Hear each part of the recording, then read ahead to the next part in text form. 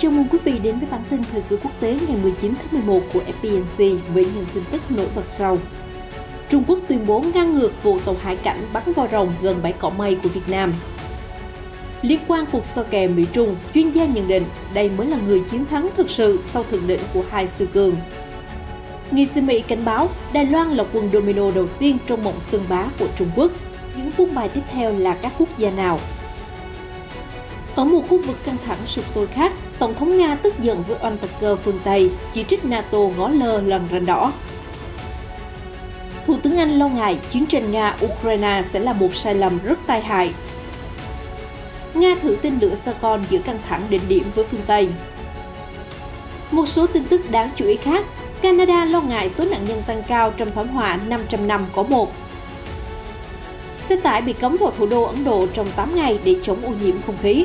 Tất cả sẽ được cập nhật trong bản tin ngay sau đây.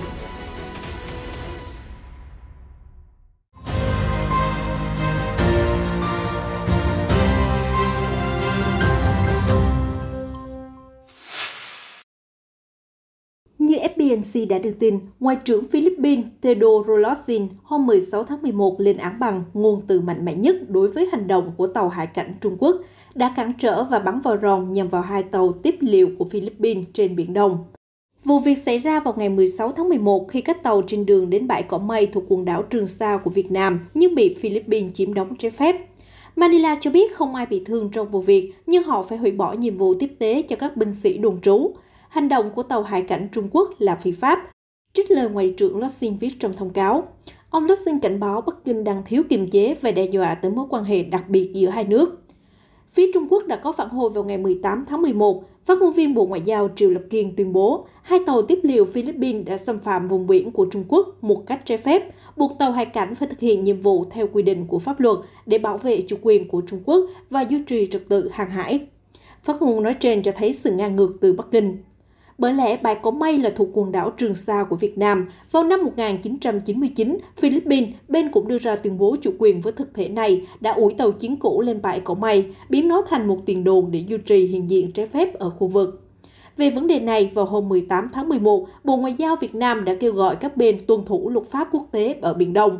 Người phát ngôn Bộ Ngoại giao Lê Thị Thu Hằng cho biết, Việt Nam đề nghị các bên tuân thủ luật pháp quốc tế, Công ước Liên Hợp Quốc về luật biển năm 1982 trong mọi hoạt động trên Biển Đông, không có hành động làm phức tạp tình hình, góp phần duy trì hòa bình, an ninh, ổn định và trật tự pháp lý trên biển tại khu vực. Đài Loan đã giành lấy nhiều thắng lợi nhất sau hội nghị thượng đỉnh trực tuyến giữa Tổng thống Mỹ Joe Biden và Chủ tịch Trung Quốc Tập Cận Bình, theo quan điểm của cây bút Akito Saita từ tờ báo Nhật Sankei Shimbun.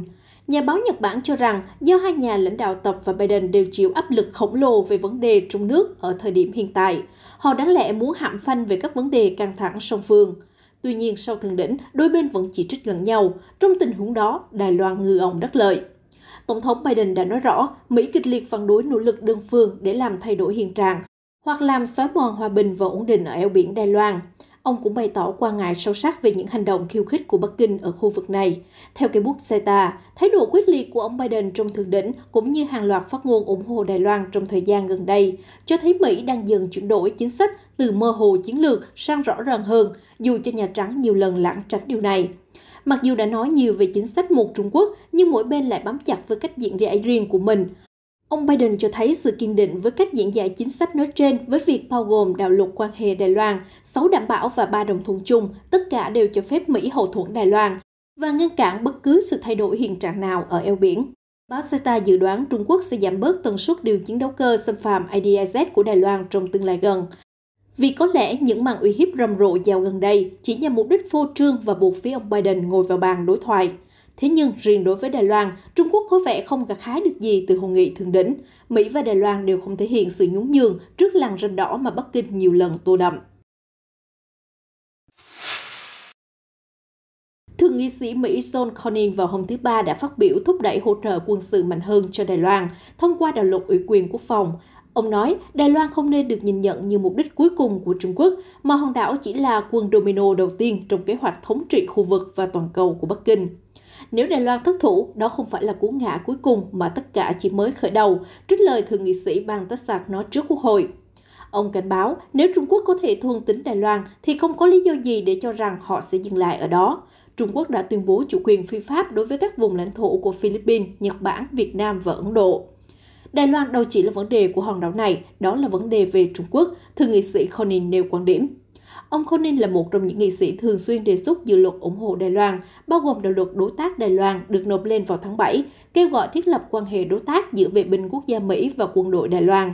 Ông cũng xúc tiến đạo luật răn đe của Đài Loan vào đầu tháng này, kêu gọi hỗ trợ mạnh mẽ hơn để tăng cường khả năng phòng thủ của hòn đảo, bao gồm cân nhắc bán tên lửa siêu thanh để chống lại sự bắt nạt của Trung Quốc. Tân Ngoại trưởng Nhật Bản Yoshimasa Hayashi vào hôm thứ Năm điện đàm với người đồng cấp Trung Quốc Vương Nghị, khẳng định rằng hòa bình và ổn định ở eo biển Đài Loan là rất quan trọng. Ông Hayashi cũng bày tỏ lo ngại về việc tàu Trung Quốc thường xuyên rình rập quần đảo tranh chấp Senkaku, hiện do Tokyo kiểm soát.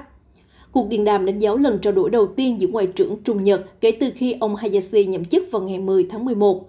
Trong cuộc thảo luận dài 40 phút, ông Hayashi cũng không ngại bày tỏ lo ngại về vấn đề vi phạm nhân quyền ở Hồng Kông và Tân Cương. Đáp lại, ông Vương kêu gọi Nhật Bản không dẫm lên làn ranh đỏ về vấn đề Đài Loan, thay vào đó hãy tập trung xây dựng mối quan hệ ổn định Trung-Nhật.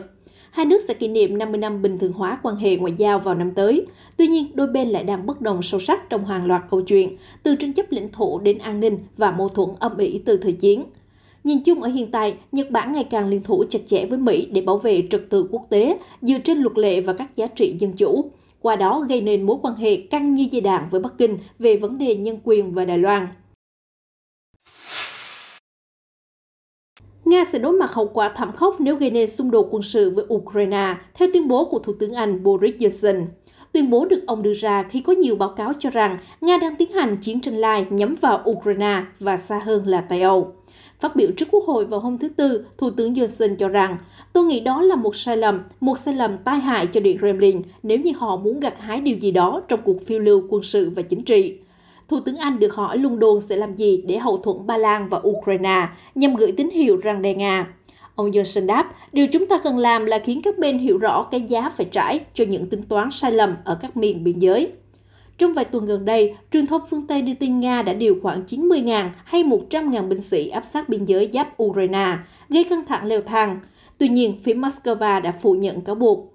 Trong khi đó, ở biên giới giữa Belarus, một đồng minh thân cận của Nga với 3 nước thành viên Liên minh châu Âu là Ba Lan, Litva và Estonia, nguy cơ xung đột cũng ngày một tăng cao.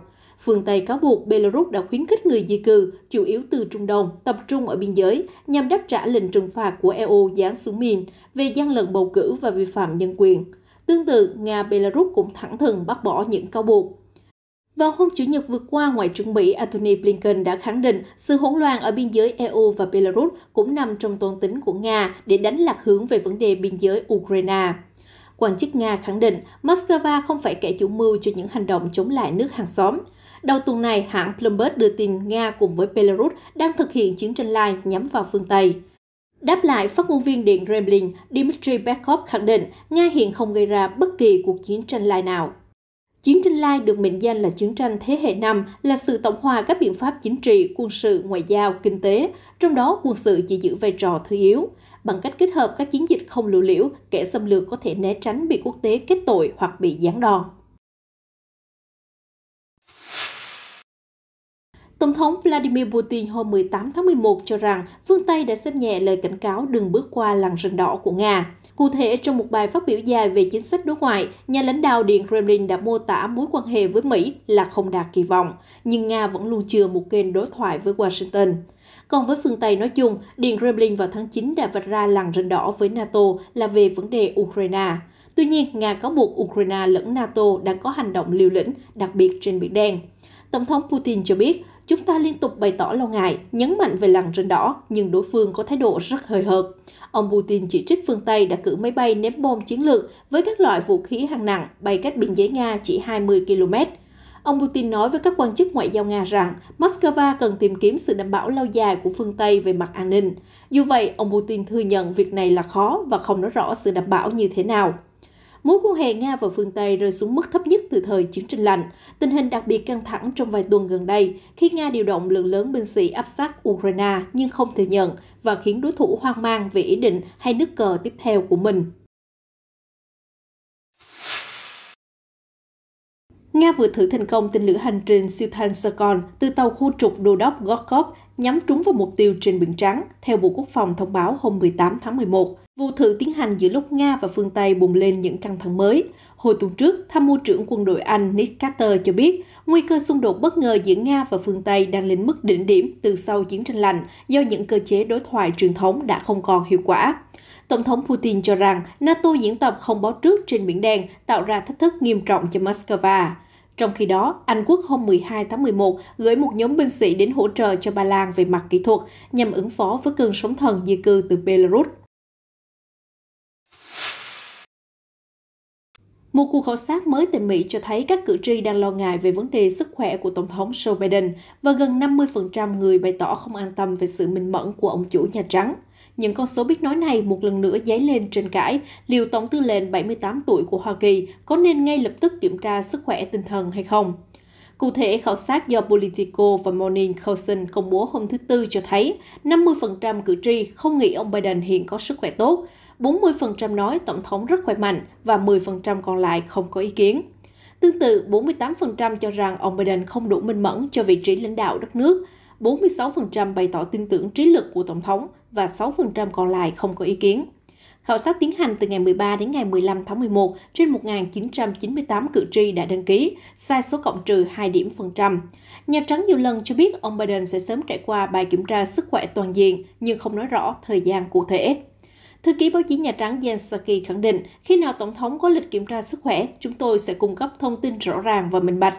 Bà Psaki thường bị phóng viên hỏi về những cơn ho của ông Biden khi phát biểu trước công chúng. Thư ký báo chí nói đó là do chứng dị ứng, nhưng không đáng quan ngại. Số người tử vong do thảm họa mưa lũ và sạt lở ở tỉnh British Columbia, Canada dự kiến còn tăng lên cao. Chính quyền tỉnh đã ban hành tình trạng khẩn cấp vào ngày 17 tháng 11. Địa phương đến giờ ghi nhận một người tử vong do sạt lở và ít nhất 3 người khác mất tích. Thủ hiến John Hogan mô tả đợt thiên tai hiện giờ là sự kiện 500 năm mới có một. Mưa lũ và sạt lở cũng ngăn cản mọi tuyến đường đến cảng lớn nhất nước ở Vancouver, đe dọa gián đoạn chuỗi cung ứng toàn cầu. Đây có thể là thảm họa gây tốn kém bậc nhất trong lịch sử Canada. Mặt khác, đây là thảm họa thứ hai mà người dân British Columbia phải gánh chịu chỉ trong vài tháng. Hồi cuối tháng 6, trận cháy rừng khổng lồ đã thiêu rụi cả một thị trấn. Xe tải tiến về thủ đô New Delhi của Ấn Độ đã phải dừng lại ở chốt chặn trong ngày 18 tháng 11 vì chính quyền thành phố ban hành quy định cấm mới nhằm làm giảm ô nhiễm không khí tồi tệ. Tài xế xe tải không được vào thủ đô trong 8 ngày trừ khi chở hàng hóa và dịch vụ thiết yếu. New Delhi với 20 triệu dân là thủ đô ô nhiễm nhất thế giới trong 3 năm liên tiếp, theo thống kê của IQAir, một tổ chức Thụy Sĩ chuyên giám sát chất lượng không khí trên toàn cầu. Lãnh đạo thành phố Arvind Kejriwal cho biết đã sẵn sàng kế hoạch 6 trọng điểm để làm giảm ô nhiễm không khí và ô nhiễm trên dòng sông linh thiêng Samuna. Con sông đã sùi bọt trắng xóa do chất thải công nghiệp trong những ngày gần đây. Tháng 11 chứng kiến tình trạng ô nhiễm cực độ của New Delhi do nhiệt độ giảm xuống giữ lại khói dày đặc. Trong khi nông dân đốt rác sau mùa vụ, các phương tiện giao thông và nhà máy cũng phát thải không kiểm soát. Chỉ số chất lượng không khí ghi nhận ở New Delhi hôm 17 tháng 11 đạt mức 386 trên thang điểm 500, một con số báo động rằng người dân có thể mắc nhiều bệnh về hô hấp nếu hít thở không khí độc hại này trong thời gian dài. Chính phủ Áo chịu sức ép lớn về tái áp đặt lệnh phong tỏa. Vào hôm thứ Năm, các bang bị dịch tấn công mạnh mẽ nhất cho biết họ sẽ tự ban hành các biện pháp mạnh tay hơn vì các nhiễm vẫn tăng lên dù Áo đã phong tỏa những người chưa tiêm vaccine. Khoảng 66% dân số Áo đã tiêm phòng đầy đủ, một trong những tỷ lệ thấp nhất Tây Âu. Ngược lại, tỷ lệ lây nhiễm nước này cao bậc nhất lục địa già.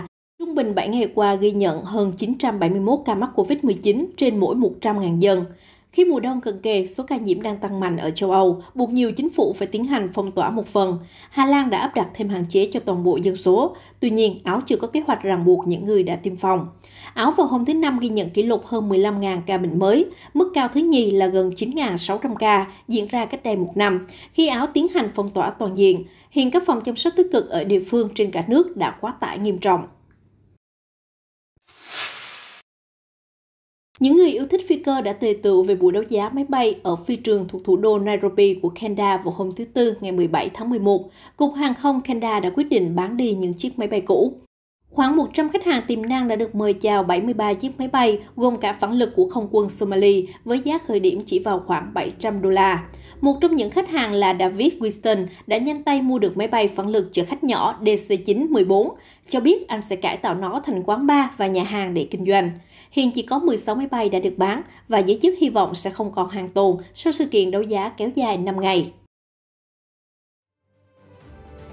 Tin tức vừa rồi cũng đã kết thúc bản tin thời sự quốc tế hôm nay. Cảm ơn sự quan tâm của quý vị. Hãy đăng ký kênh để cập nhật những diễn biến mới nhất trong các bản tin tiếp theo của FBNC. Xin chào và hẹn gặp lại!